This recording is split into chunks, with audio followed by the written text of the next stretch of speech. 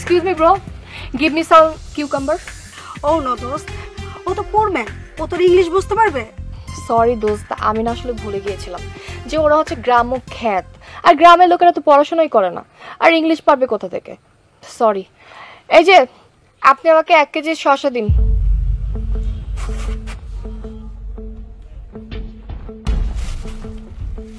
টাকাটা ধরুন। আরে টাকাটা ধরুন।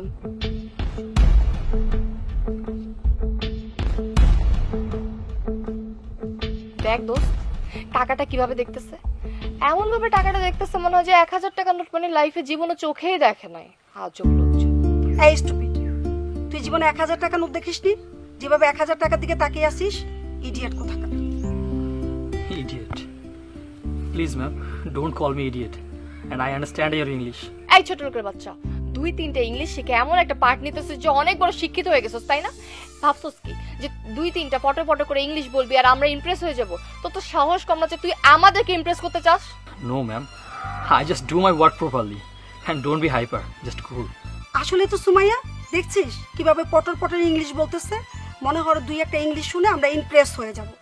দেখেন ম্যাম, আপনাদের কিছু একটা ভুল হচ্ছে। আমি আপনাদেরকে খামোখা কেন ইমপ্রেস করতে যাব?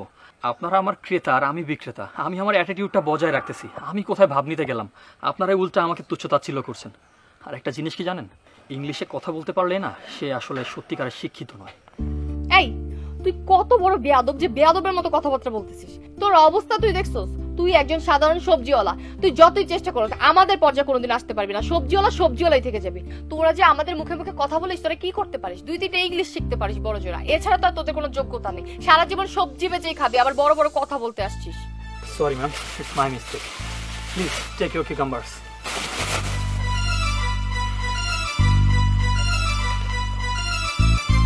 এই যে আপনার বাকি টাকাটা। আসল একটা কথা তোকে আমি ক্লিয়ার করে বলে দিচ্ছি, আমাদের সাথে যা বলছিস বলছিস, অন্য কোনো লোকেদের সাথে বলতে চাস না, গণদোলাই খাবি। ফালতু কোথাকার ইংলিশ বলছিস লাস্ট।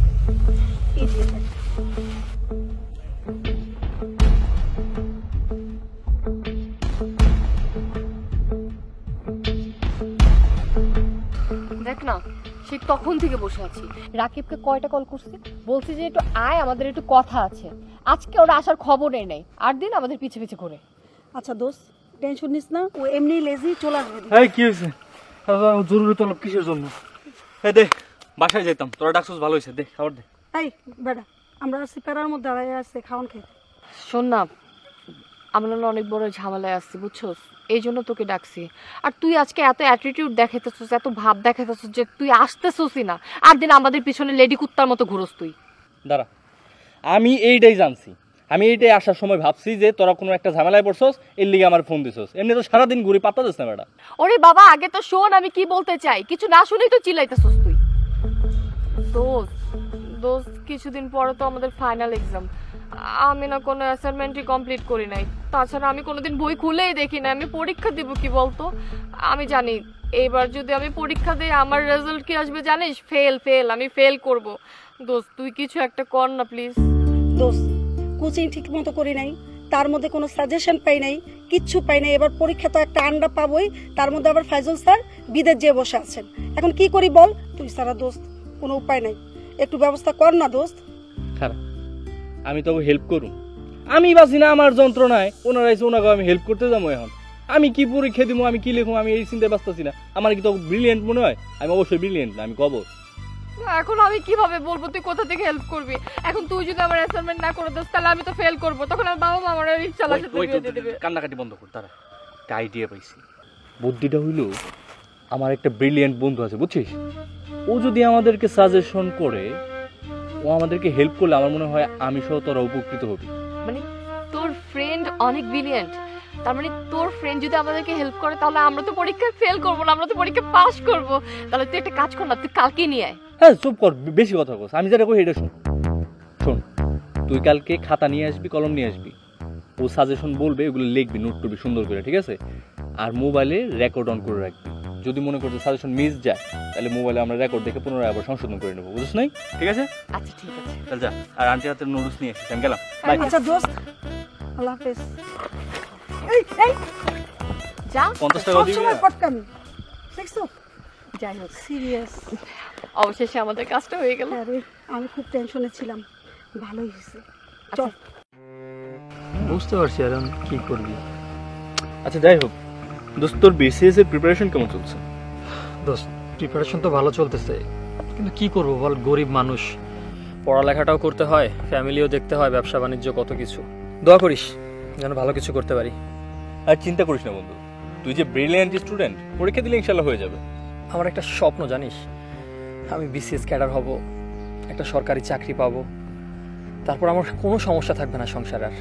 মা ছোট ভাইকে নিয়ে দিব্যি আরামে দিন কাটাবো। ওহো বন্ধু, আমি যার জন্য তোর কাছে আসছি সে আসল কথাটাই বলা হয় না। কি? আসল কথাটা হচ্ছে আমাদের যে ফাইজুল স্যার আছে না, ফাইজুল স্যার হচ্ছে দেশের বাইরে চলে গেছে। এখন নেক্সট উইকে হচ্ছে আমাদের তোর ফাইনাল পরীক্ষা। অ্যাসাইনমেন্ট, প্রেজেন্টেশন কিচ্ছু রেডি করতে পারিনি। তুই একটা কাজ কর না বন্ধু, তুই কালকে আমাদের ক্যাম্পাসে যাবি, একটু গিয়ে আমাদের ফ্রেন্ড সার্কেল যারা আছে সবাইকে নিয়ে একটু বসে তুই একটু সাজেশনটা দিয়ে আসবি। আচ্ছা ঠিক আছে, সমস্যা নেই, তোদের জন্য এতটুকু তো করতেই পারি। অবশ্যই করবি তুই, আমি জানি তুই অবশ্যই করবি। আর তোর মতো ব্রিলিয়ান্ট স্টুডেন্টের সাজেশন পেলে আমরা আশা করি যে একটু উপকৃত হব। সমস্যা নেই, কালকে চলে আসবো। Sure? সত্যি? সত্যি রে বাবা। ওকে তাহলে আমি সবাই নিয়ে আসবো। হ্যাঁ ওকে, আল্লাহ হাফেজ। আচ্ছা আল্লাহ হাফেজ, সাবধানে যাস। হ্যাঁ আচ্ছা ওকে, তোর কামটা নিয়ে যাস।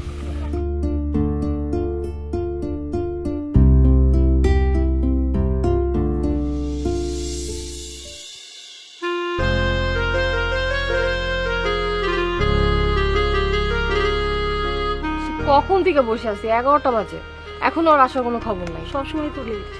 আসবো আসবি, একটু ওয়েট কর। উফ, তোরা দুইটা এই জায়গায় বসে আছিস, পুরো ক্যাম্পাস খুঁজতে পাগল হয়ে গেছি। ফালতু কথা রেখে যাকে আনতে বলছে সে কই? ও সে কই মানে? এই যে আমার ফ্রেন্ড, ওই তো আমাদেরকে সাজেশন দেবে। মানে তুই কি পাগল হয়ে গেছস? মানে তুই ওকে নিয়ে আসছস, ও আমাদেরকে সাজেস্ট করবে আর ওই অনুযায়ী আমরা পরীক্ষা দিব? এসব রাস্তার ব্যানালাদের কাছ থেকে সাজেশন নিয়ে আমাদের পরীক্ষা পাস করতে হবে? শোন রাকিব, আমরা এসব পারবো না। স্ট্রেঞ্জ, এই তোরা থাম তো প্লিজ। তোরা কি বলছিস? তোরা কি চিনিস?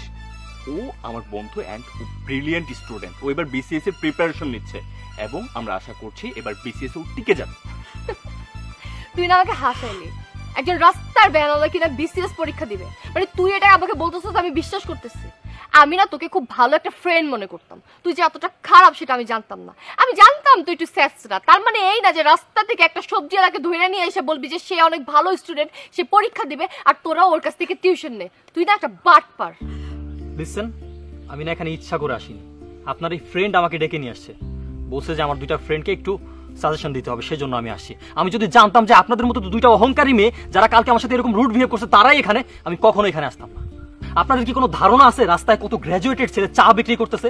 আপনাদের কোনো ধারণা নেই। আপনাদের ধারণা থাকলে এইরকম ব্যবহার মানুষের সাথে করতে পারতো না। কত শিক্ষিত ছেলে দিনে পড়াশোনা করে রাতে নাইট গার্ডের কাজ করে, যেমন আমি এখনো পর্যন্ত আমার ফ্যামিলিকে চালাচ্ছি, আমি সুন্দরভাবে স্টাডি করতেছি। আপনারা কি বুঝবেন? বড় লোকের মেয়ে বাসা থেকে টাকা দেয়, রাস্তাঘাটে টাকা উড়াচ্ছেন। আর আমি জানি আমার বাপের যদি টাকা থাকতো না তাহলে আমি এই জিনিসটা বুঝতাম না। আমার নিজের কষ্ট করে সেই টাকা দিয়ে ফ্যামিলি চালাতে হয়, সেই টাকা দিয়ে আমার স্টাডি করতে হয়। আপনারা সেদিন আমাকে রাস্তা দেখে কত তুচ্ছতাচ্ছিলের সাথে কথা বলেছেন। এরকম কাজটা না আপনাদের করা একদমই ঠিক হয়। আমি তো আমার কাজ করে খাচ্ছি, তাই না? আমি তো চুরি করে খাচ্ছি না। আপনাদের মন মানসিকতা আসলে চেঞ্জ করেন। আপনাদের মতো অহংকারী মেয়েরা পারে শুধু ক্যাম্পাসে ফুটানি করতে। আপনার মধ্যে যে ইগোটা আছে না, এটা কমান। আমার থেকে সাজেশন নিলে না আপনার কোনো ক্ষতি হবে না, বরং আপনার লাভ হবে। আপনার বন্ধু সেটা বুঝেই আমাকে আনছে। দোস্ত আমি যাই। দাঁড়া, কোথায় যাবি? আমিও তোর সাথে যাচ্ছি। আজকের পর থেকে এই অহংকারীদের সাথে আমার কোনো রিলেশন। যখন মতো। ঠিক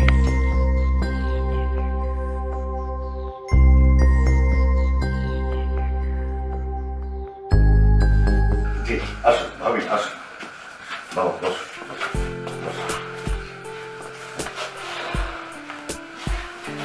ভাবি, আসতে কোনো সমস্যা হয়নি তো? না না, আসতে কোনো সমস্যা হয়নি ভাইয়া। এই, মেয়েকে ডাকুন না। উর্মি, সুমাইকে নিয়ে এসো। জি আঙ্কেল, আসছি।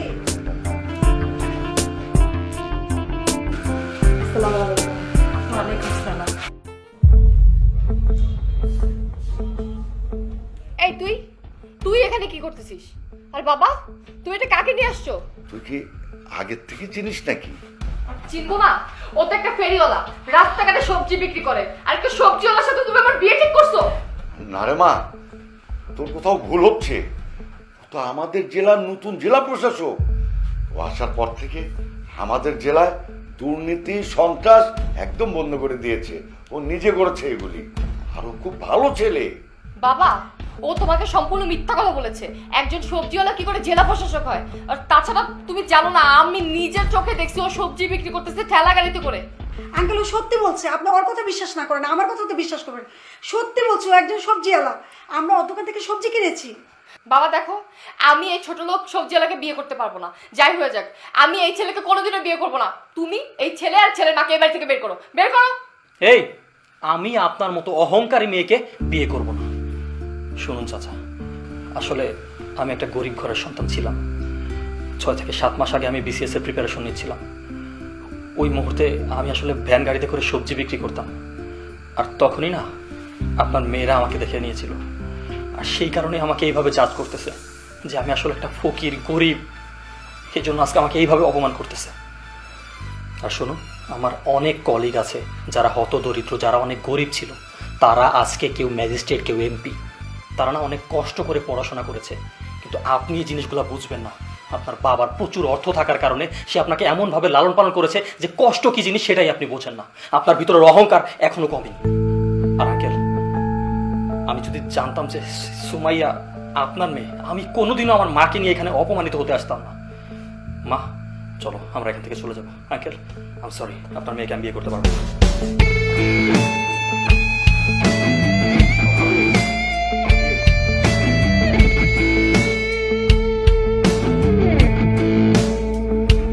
তোর জন্য এত ভালো একটা পাত্র আনলাম, তুই না তাকে অপমান অপদস্থ করলি।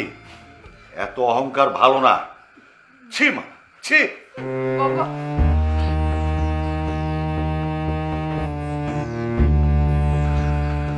আসলে সুমাইয়া, আমাদেরই হয়তো কোথাও ভুল হচ্ছে। আঙ্কেল যা বলেছে সেটাই মনে হয় সঠিক।